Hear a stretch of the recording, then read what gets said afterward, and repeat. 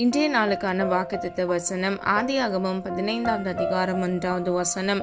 நீ பயப்படாதே, நான் உனக்கு கேடகமும் உனக்கு மகா பெரிய பலனுமாயிருக்கிறேன் என்றார். ஹல்லேலூயா.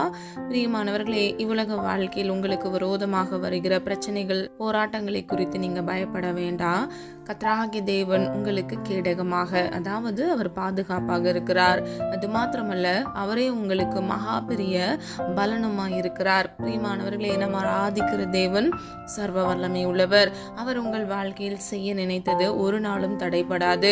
அவர் சொல்ல ஆகும், அவர் கட்டளையிட நிற்கும். அது மாத்திரமல்ல, இன்றைக்கு உங்க வாழ்க்கையில கர்த்தர் அற்புதத்தை காண கிருபை செய்வார். உங்கள் துக்க நாட்களை முடிந்து போக பண்ணுவார்.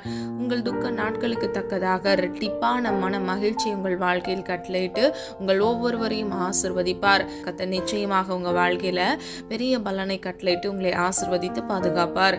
God bless you.